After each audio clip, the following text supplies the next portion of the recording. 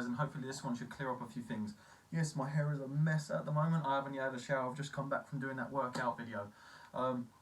But just this is just the intro to the next video that we're doing. Basically, when it comes to working on core stability and getting speed and technique, then using resistance is a very good way to do that. So what I really recommend you guys doing is get yourself some resistance bands. Like, just look up online, you can get those really easily. And then you can use those, tie them around a post, tie them around a tree, tie them around yourself. Not only can you build muscle with it, but you can also build flexibility, strength, and stability, especially with your techniques. So as you see in this next video, you're going to see me transition from stance to stance, throw out a few punches, a few techniques, a few kicks. This should all help you build the foundations you need to be able to become a lot faster, a lot sharper, a lot stronger in the techniques that you are performing within karate. So I have a resistance band strapped around my ankle and also wrapped around a tree. What I'm doing is I'm working with my washigiri on this one. It's all about stability. Embrace your core, keep your leg up, keep your stance strong, and make sure that the leg comes all the way out and all the way back. We're also doing the same thing with maigiris, or front kick, as you can see here, and we're going to be doing the same thing with sokoto in a minute. So make sure your leg comes up and kick out, pull it back, keep strong. And here is the same thing shown with sokotos. Make sure you're sticking the leg out. It's not a roundward motion, it's an outwards motion. Yeah. So think of if you was to punch forward, it would be the same thing but with a leg.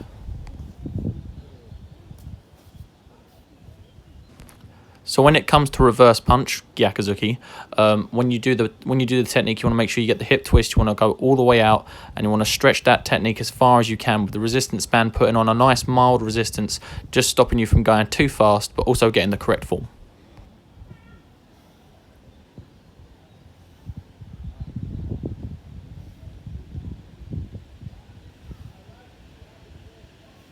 The same thing can be achieved with boxing techniques as well as karate techniques, so you can also work on your cross jabs, your hooks, your uppercuts, all at the same time. So when we're working with stances, you want it wrapped around your waist this time, and what I'm doing is I'm transitioning in between my sumo stances. Don't worry about what's going on with the hands unless you know Sianchin. All you want to do is just make sure you're stepping forward in your stances with your hands on your hips. The same thing can be applied to cat stances. So again, don't worry about what I'm doing with my hands unless you're green belt or above. Instead, just have your hands in front of you or have your hands on your hips, but you just want to make sure you're transitioning between those cat stances nice and smoothly. Keep yourself low to the ground and stepping forward with resistance.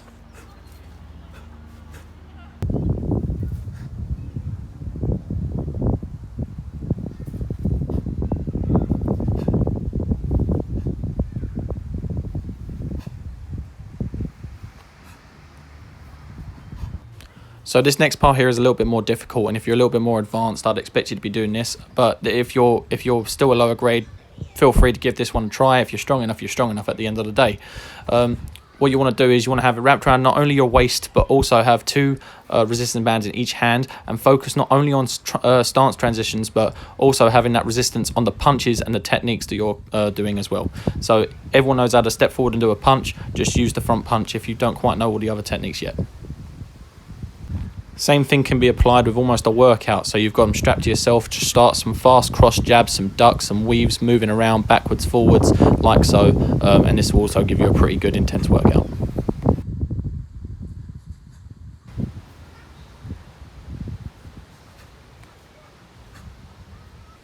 So this next part is important. When you finish with the resistance bands, make sure you take them off and then you repeat everything you did whilst wearing the resistance bands, like I'm doing here. I'm doing the cross jabs as well, but I'm also transitioning my stances, my blocks, my punches, all of it. Just make sure you're doing this straight after, and then you're going to get the full benefit of what it is you're trying to achieve here.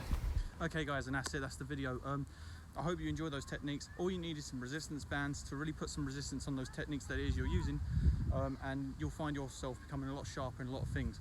Your sokotos, your maigiris, your shirigiris, your mawashigiris, all of that sort of stuff will come over time. If you're a beginner and you found this really difficult, that's completely normal. Even I struggled at some parts of doing that. Now, if you combine this with everything that you're combining into your training in the lessons, and you're putting all this stuff and effort at home, then you will find yourself becoming sharper, stronger, much more defined as a karate practitioner. The idea is, if you're struggling with your balance, do that core exercise that we did in the previous workout video. If you're struggling with trying to get your speed and your resistance, use your resistance bands. Strap yourself up, transition into your stances. I'm going to go over another video and stances on another day. I'm going to film it today, but I'll post it on another day. And then so it gives you guys more content throughout the week, because I am working quite a lot of hours next week, so I want to make sure that you guys are still getting something from me every day at least. So without further ado, I hope you enjoyed the video. Go and get yourself some resistance bands. They will save your life, literally. There's no better time now than to get them. And yeah, I'll see you next time. Stay tuned.